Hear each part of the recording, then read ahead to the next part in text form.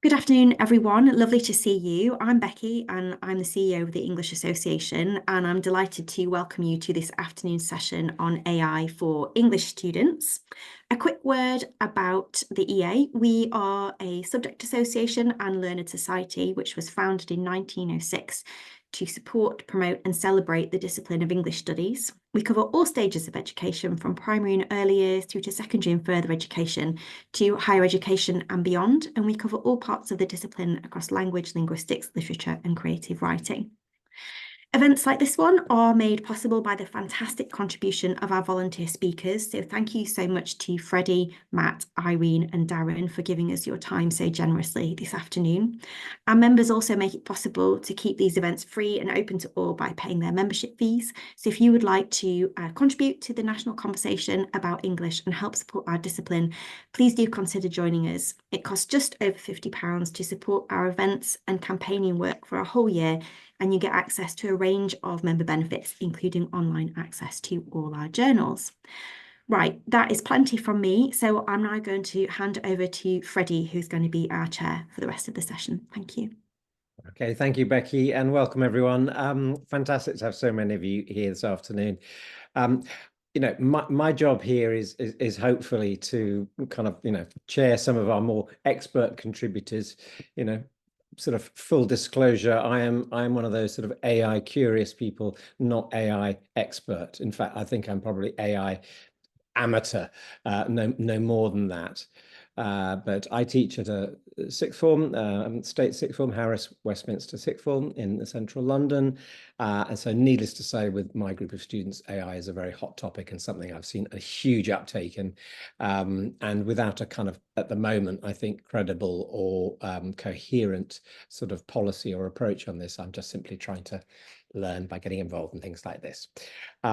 The way it's going to run today is I'm just going to really, each of our speakers is going to have 5 minutes or more to sort of introduce themselves and share some of their kind of, I suppose, kind of lay out their stall in terms of where they are in relation to AI. And then we're going to be opening it up to the floor for you guys to kind of ask questions. Just disclosure, one of our speakers is currently, I think, just having a little bit of difficulty logging on, so we're just going to have to kind of roll with that. But the first person I'm going to turn to is Irene Picton from the National Literary Trust. And Irene, I want to ask you about what your research tells us about, well, ask you to introduce yourself, and also tell us what your research tells us about the kind of current state of play, if you like, in terms of the adoption and usage of AI amongst our kind of student group that we're thinking of today, which is really students studying GCSE to A level.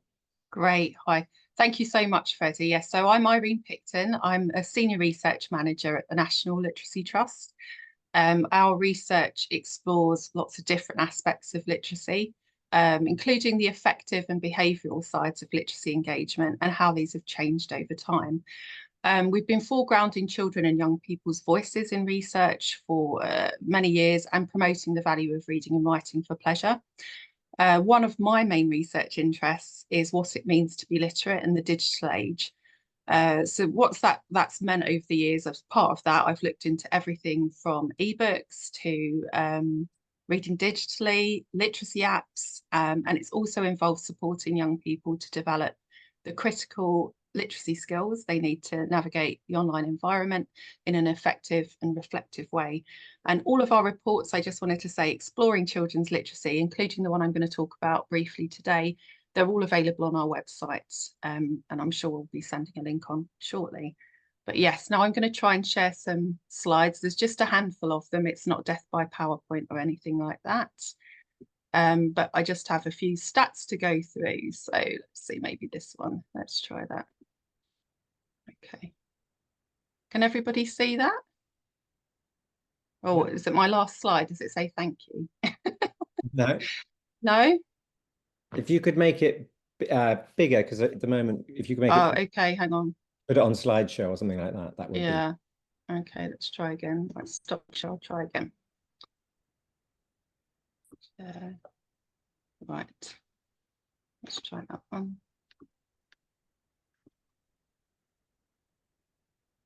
Oops.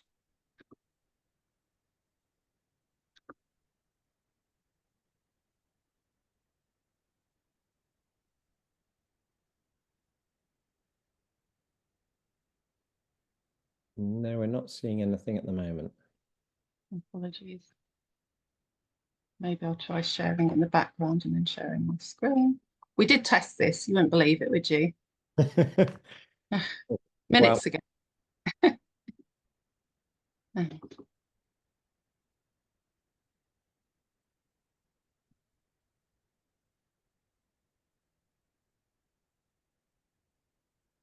What the problem is.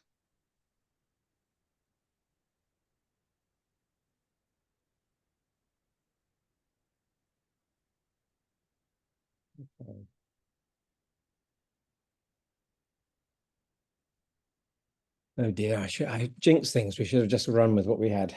Irene, I've got your slides here. I'll share them for you. Would you mind? Thank you so much. Thank you. To the rescue.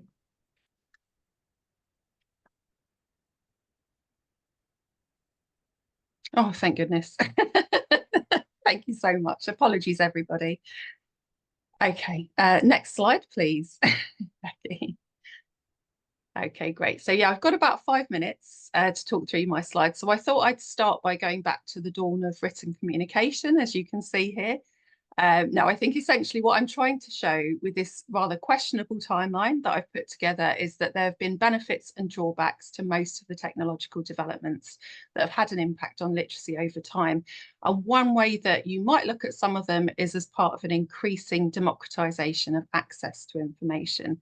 But hand in hand with things like the opening up of publishing that came with the internet and social media, came the need for improved skills in assessing the degrees of reliability of these new sources of information.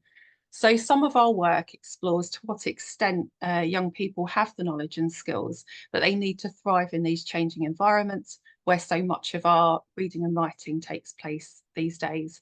So we started looking into this area at the National Literacy Trust in some earnest around 2016-17 as part of our all-party parliamentary group on fake news, as it was called then, and the teaching of critical literacy.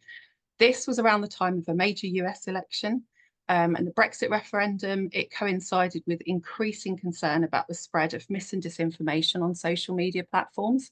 So you can likely see some parallels with today's topic. And we were keen when ChatGPT came out in late November 22 to extend the work that we've been doing in the sort of field of critical literacy and media literacy ever since into the age of AI. So next slide, please, Becky. Thank you. Yeah, so to do that, we wanted to establish a baseline in terms of whether and how children and young people and teachers were using generative AI, in particular in ways relating to literacy. And I should qualify here that while we're interested in all types of AI, spanning from Alexa through to the redundancy of human beings, our initial focus is on generative AI. As its ability to both read in the sense that it can summarize and synthesize text for you, and to write in a human-like manner has made many of us ponder how it might redefine what it means to be literate. So this is one of the first things that I asked ChatGPT. And as you can see in the quote on the left, it was very pragmatic about the continuing relevance of traditional literacy skills, while also bringing in the need for increased AI literacy skills, so the ability to understand, interpret, and interact with AI-generated content. And that interaction is also emphasised by the academic who I've quoted in the middle there, Lucinda McKnight. She talks a lot about co-creation and critical evaluation when interacting with AI. And for me, these are two really important pillars of an effective use of generative AI, alongside a consideration of, for me, the environmental and ethical aspects of using these tools. Other commentators have gone so far as to consider whether reading and writing skills may become obsolete as a result of generative AI.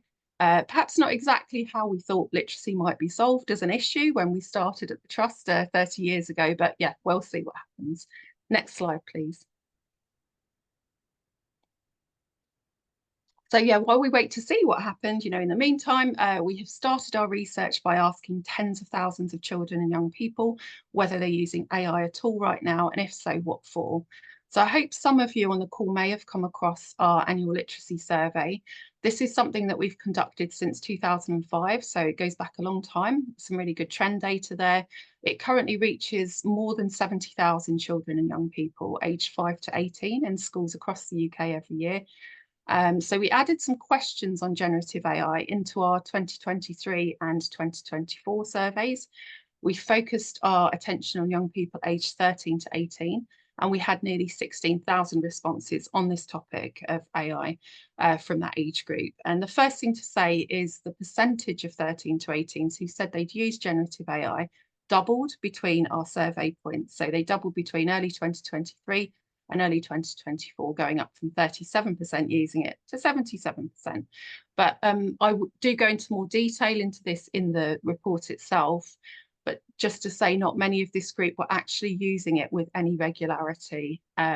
Most were using it no more than weekly, say, at this stage. Certainly very few were using it daily, like we all might use the internet, for example. So that's the kind of the overall stat. Next slide, please. And I think that sort of irregular use is maybe reflected in the motivations for using AI, which children and young people told us about. So most of them told us they'd used it for fun or out of curiosity, which you can see at the top of the graph there. And around 3 and 5 were using it for more practical reasons, helping with their homework. And then when it comes to more literacy related issues, these were less popular. I don't know if you click forward, Becky, it might highlight, I've done an animation, so it highlights the literacy related uses. Thank you very much, that's it. Yeah, so literacy related uses were less popular, but they were still motivating a reasonable percentage of use. So for example, more than 2 in 5 young people said they'd use generative AI to have a chat. 1 in 5 had used it to write stories, and 1 in 8 to write poems or lyrics, so to be creative. But we were also interested to see if concerns about a potential lack of engagement with learning were borne out in the number who said that, for example, when using it for homework, they just copied what generative AI told them. And about 1 in 5, as you can see, did admit to this. And we also know that the accuracy of AI outputs can be questionable. But yeah, 1 in 5 young people also said that they weren't checking what AI told them. So there's lots more in the report itself about attitudes and so on. But for brevity, I'm going to move swiftly on to my final slide, which is just some headlines from our teacher survey to complement the young people. So yeah, we also saw an increase in teachers using generative AI between 2023, it's brand new, and 2024, albeit not to the same level that we saw in young people. So around half of teachers told us they'd used it versus, I think we were saying it's more than 3 in 4 young people on the last slide. And most of the users were in secondary rather than primary settings, almost twice as many secondary as primary teachers told us that they'd used it this year. And in the second bullet point on the slide, hopefully you can see some of the conflicting feelings that many of us have in this area. So for example, while 2/3 of teachers agreed that AI could be used to model good writing for students, about half also felt that it might have a negative impact on children's writing skills overall. And perhaps unsurprisingly, the majority of teachers in our survey felt students should be taught to engage critically with AI. 4 in 5 said that. But also 3 and 4 felt that teachers themselves needed more training and resources around using generative AI to support teaching and learning in the young people they worked with. So that's why I was delighted to hear about this session by the English Association and to be invited to take part, because I understand if all goes well with this connection, we have a guest who can tell you a bit more about how to actually use generative AI to support your work in and out of the classroom. Fingers crossed. Yeah, back online. I'm here. Yay! Okay. Thank you so much. I'm all done now. Amazing. Thank you very much, Irene. So that's a great bit of scene setting, I think, for all of us. A kind of a picture of the kind of real world out there from a really decent sample. So I suppose without further ado, I'm going to turn to Darren Coxon, who has just joined us, who is CEO and founder of Coxon AI. Those of you who came to the English Association AGM, that was just this year, wasn't it? May well have heard Darren talk there. It was off the back of that we were really keen to get him involved in this as well. So Darren, I suppose the question I've got to sort of pass your way is okay, so here we are, we got 3 and 4 students using it, a small proportion of teachers using it, but feeling keenly that they need to get involved. So what are the kind of, if you like, for those of us assembled here today, what are the most practical applications of AI that you can point us towards as, you know, practitioners in the field of English studies? Yeah, so I'll give you a few examples. First of all, great to be. I about 10 minutes ago, I wasn't even sure I was going to make it. I just had to log on to my son's laptop, so he's basically been booted off his laptop, and he's not very happy about that. You might hear him complaining in the background. No idea what happened, just didn't work. Yeah, so I think there are a few things. I'm actually going to show you some examples of some of the things you can do. Just going to give you like a really whistle-stop tour. I'm not going to go into any depth. I'm not going to show you massively amount about my technique that I'm using, but I'm happy to share any of the prompts that I'm going to show you via the English Association, no problem at all. But there are certain things you can do, quite creative things that you can do, but things that are quite pedagogically sound.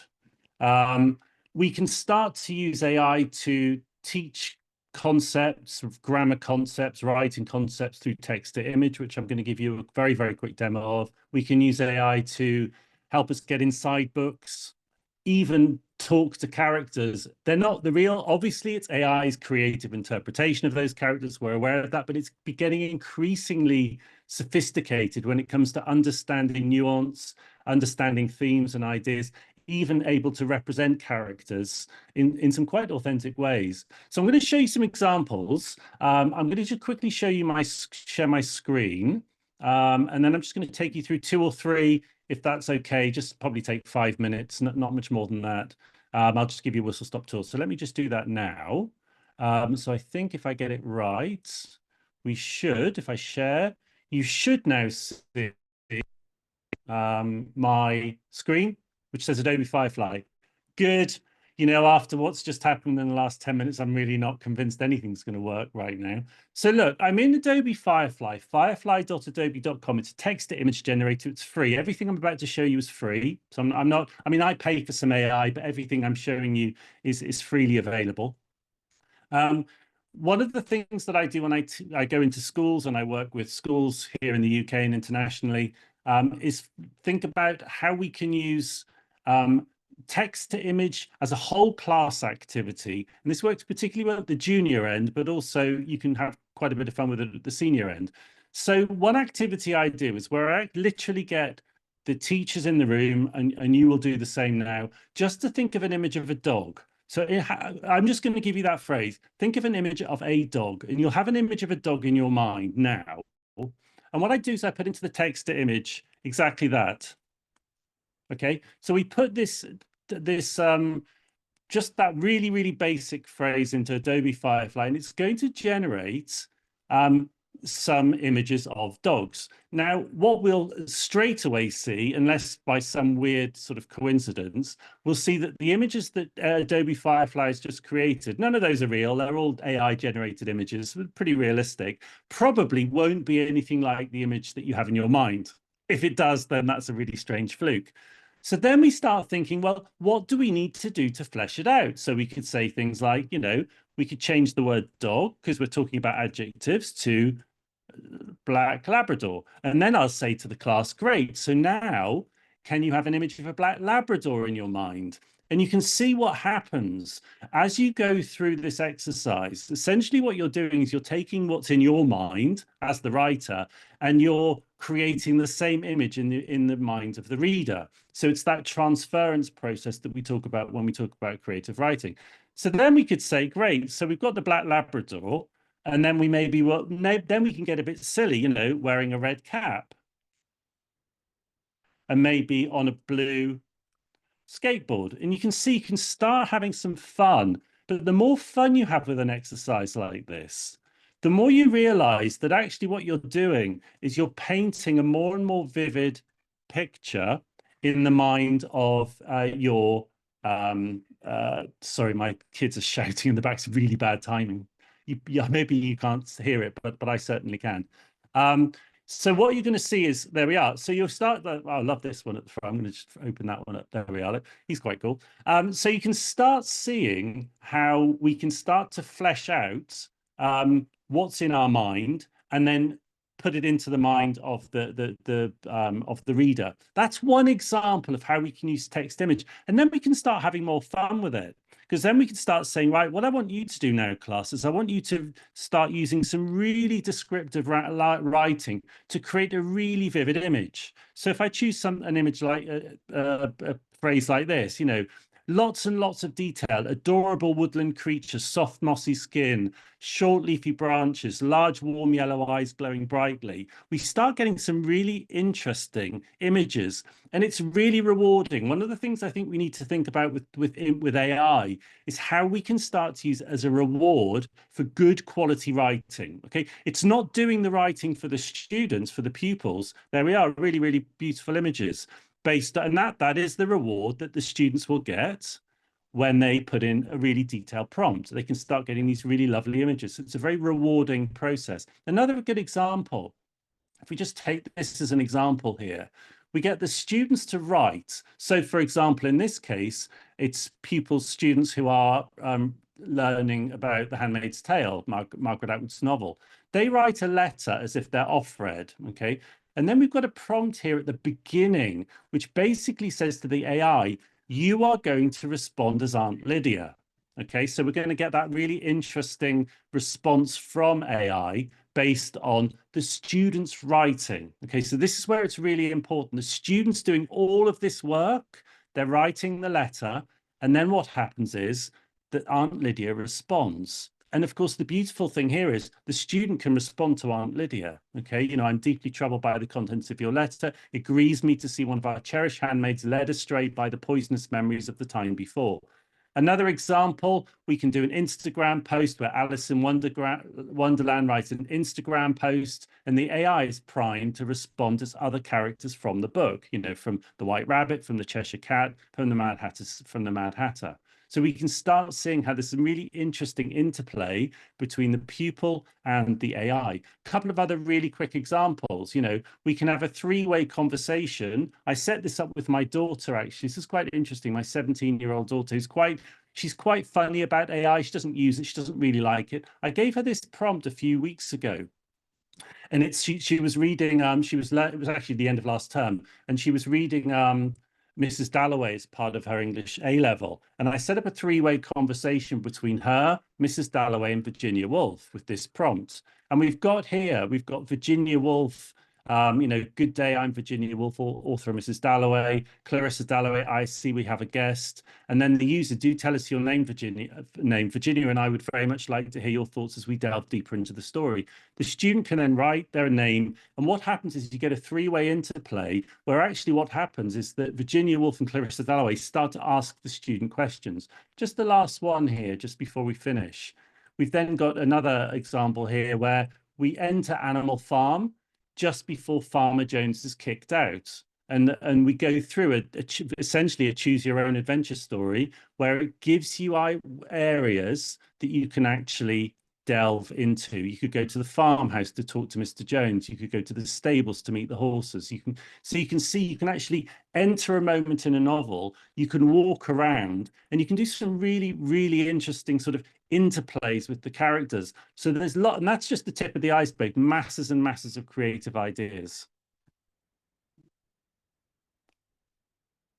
So that's just literally a 5-minute like whirlwind, 4 things that you can do. And as I said, I'll share the prompts. So I'm very happy for you to have access to those.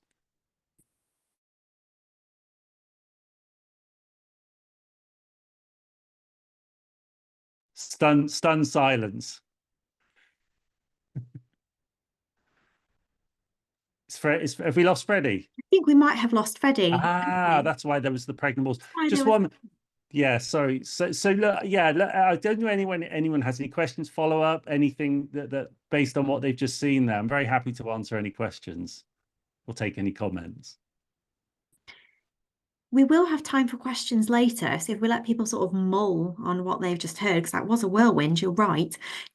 Maybe I'll just pretend I'm Freddie for a moment. And Matt, if we turn to you, would you mind just sort of telling us a little bit about who you are?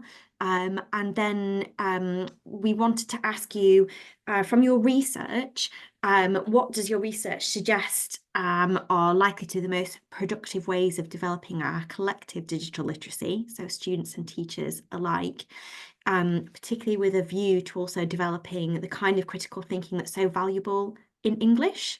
So, good luck. I'll leave you with that. Thank you very much. Yeah, so I'm Matt Thorpe. I've sort of come at this from a slightly different angle. So I work in teacher education at Manchester Metropolitan University. I must confess I'm actually a computing specialist, but I do work across lots of disciplines, lots of subjects at the university. What I inherited, well, I was quite pleased to inherit sort of midway through last academic year when AI really started taking off. I became our faculty lead for AI, so that's with the Faculty of Health and Education. So that's teacher education, lots of postgraduate programs and other disciplines as well. So really what I wanted to talk to you about today was just sort of our learnings and sort of my personal experience of what that process has been like. And I'm sure there'll be working across our big partnership with lots of schools. I think we're all at a similar point with AI and all having sort of similar, this mixed emotion of some of it looks really useful and at the same time it creates some practical challenges, some ethical quandaries. So to start at the beginning, about midway through last academic year, there was lots of talk around and lots of concern, if you like, from lots of institutions around AI and assessment and what it meant around authenticity for student submissions. Lots of our submissions within a big university are essay-based. So I think there is a clear link with what some of the previous presenters have spoken about that in terms of students' written work. So we arrived at some sort of core principles. So if I just talk you through those, because they sort of underpin everything we do, really. So students' work, basically what they boil down to is that AI is a really good tool that can aid and enhance teaching and learning. But what students shouldn't use it for is obviously to produce assessments. So students' work should always authentically represent their capabilities. And also that sort of AI literacy around never trusting uncritically the outputs of a generative AI. So I think some of the case studies we've seen today is sort of having that dialogue with an AI, not just sort of presuming something that it generates is always truthful, because it does hallucinate. So that's pretty much, there's some sort of high level positions under that which I won't go through, but they all pretty much are about using AI to generate ideas, to help with sort of creative process at a planning stage, but not using AI obviously to generate an assessment. So how do we get to a point where we can use AI to sort of harness those benefits and move away?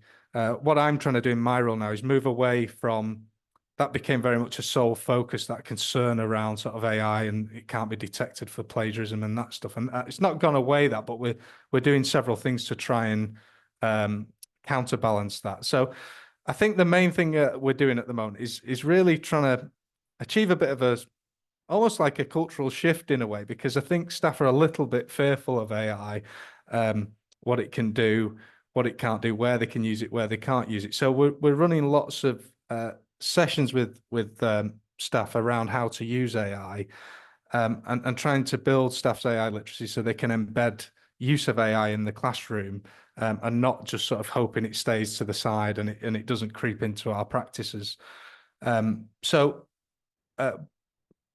By AI literacies, we use mainly Microsoft Copilot within Manchester Met. So we're looking at different ways we can use Copilot.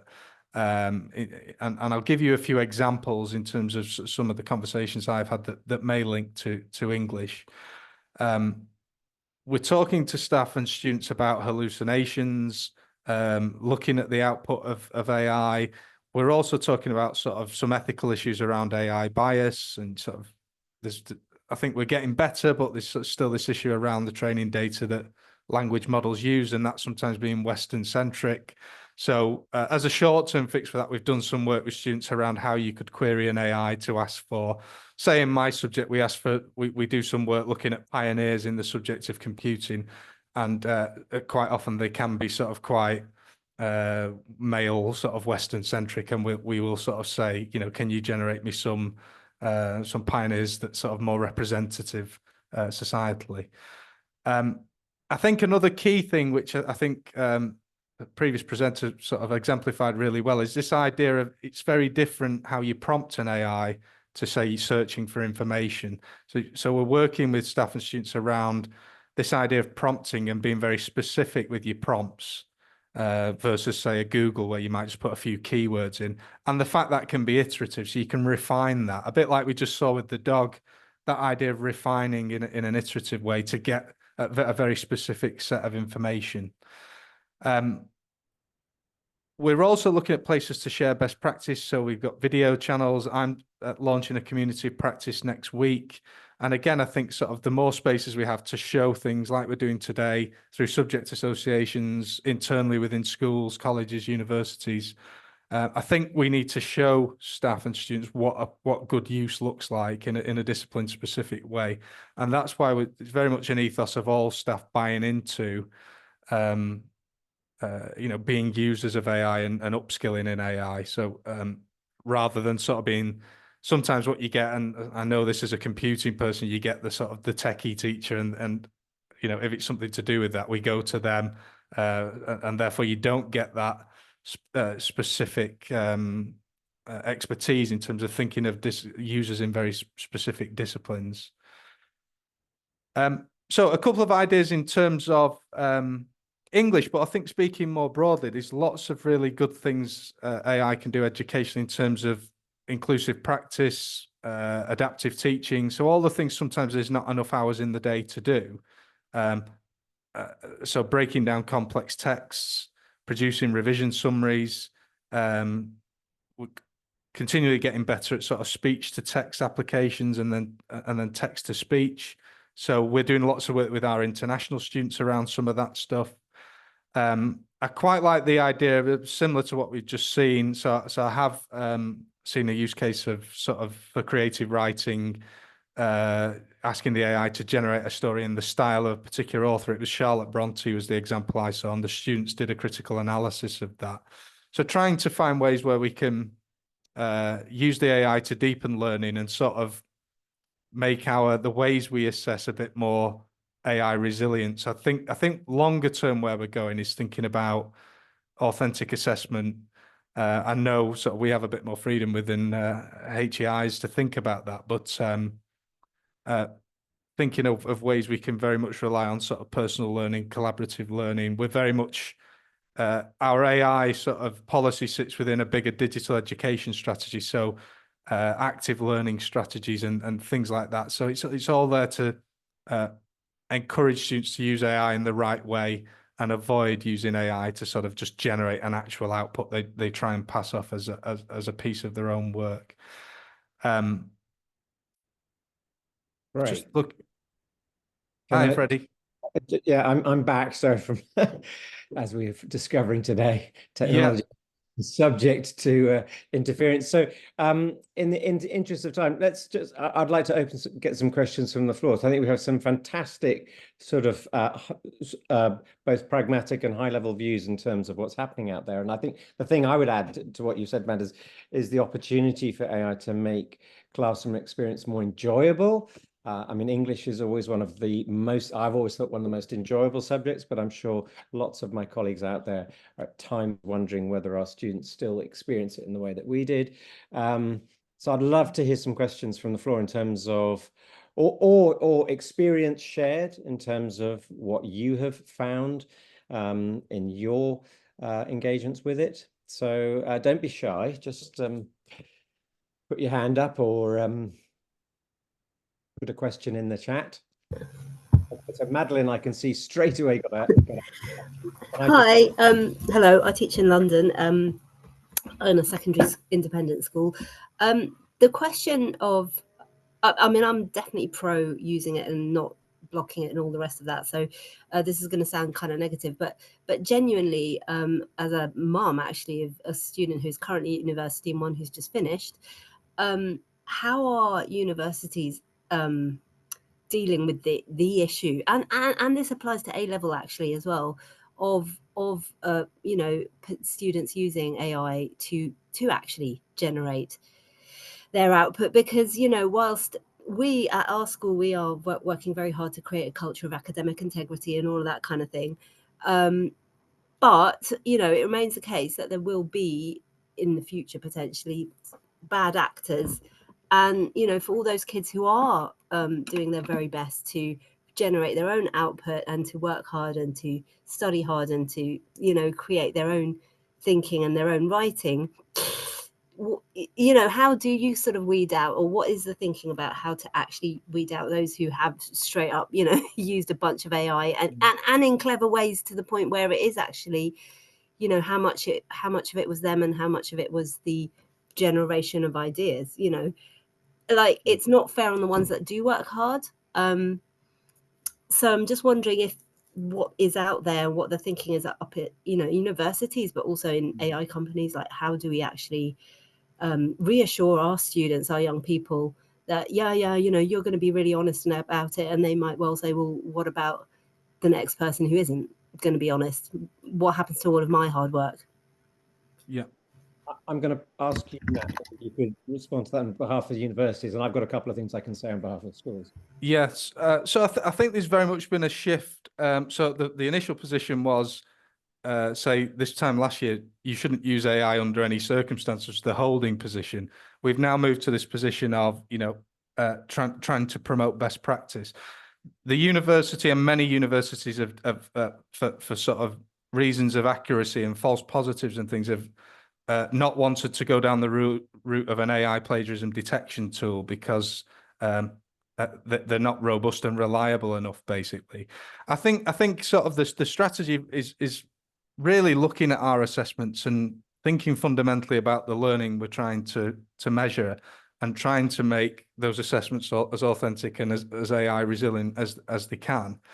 I mean, one deterrent I think we've got, as well as obviously it's in our academic misconduct policy, there's deterrents there in terms of so we have processes if staff are suspicious of, and we've had sort of CPD on, and all staff have had CPD on sort of telltale signs of what can be AI generated. But sometimes you just don't know, being honest, and you have to be sort of pretty certain if you're going to take a student down a academic misconduct route.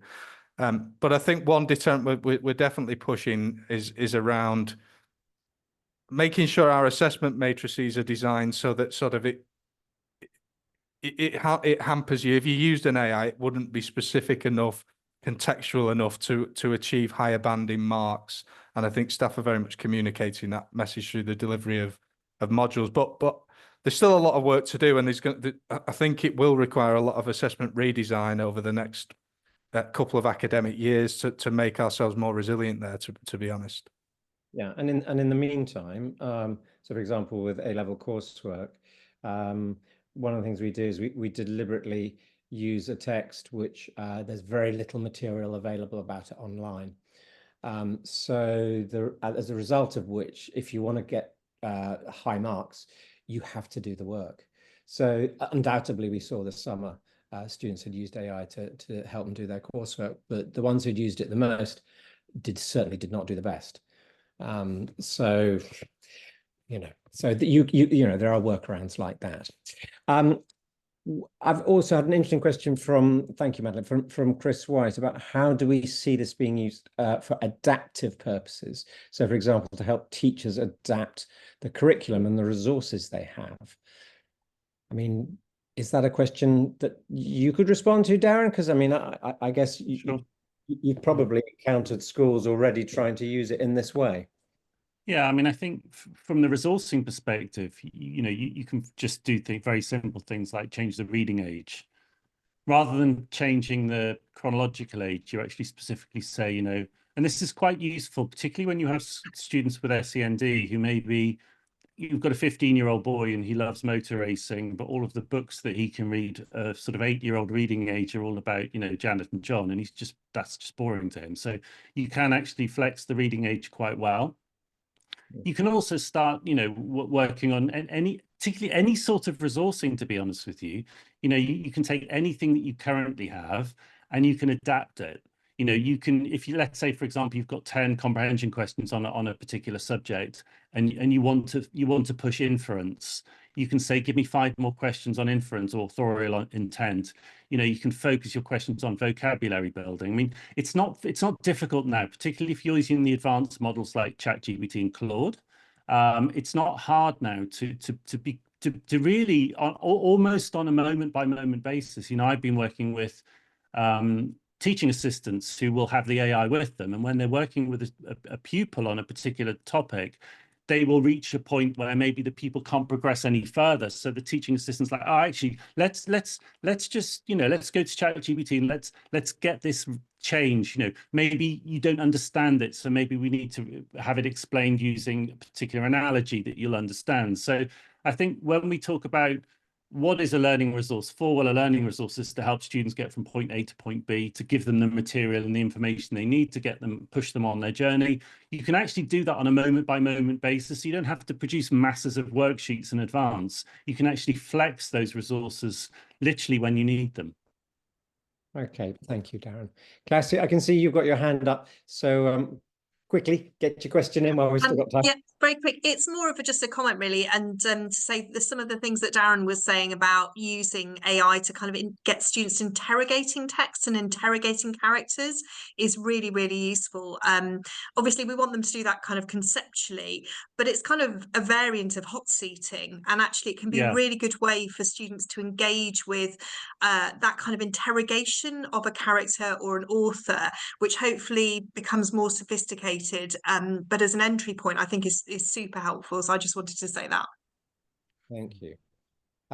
We're very nearly out of time, aren't we, Becky? I mean, I feel like maybe the EA is going to need to organise a follow-up on this, because it's such a big topic, and clearly there's such a wide range of applications.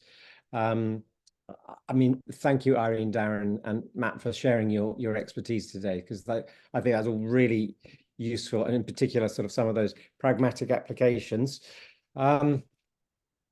Becky, any final words you wish to add to that? Just thanks again to all of you, and to you, Freddie, for chairing, to everyone for joining us today. If there is anything in particular that you in the Zoom room today want us to follow up on, please do pop me an email at just hello@englishassociation.ac.uk, and we'll get on it.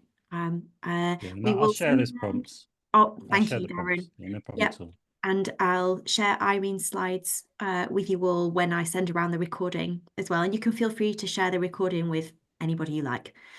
All right. Thank you ever so much, everybody, and have a lovely evening. Thank you. Bye-bye. Thanks very much.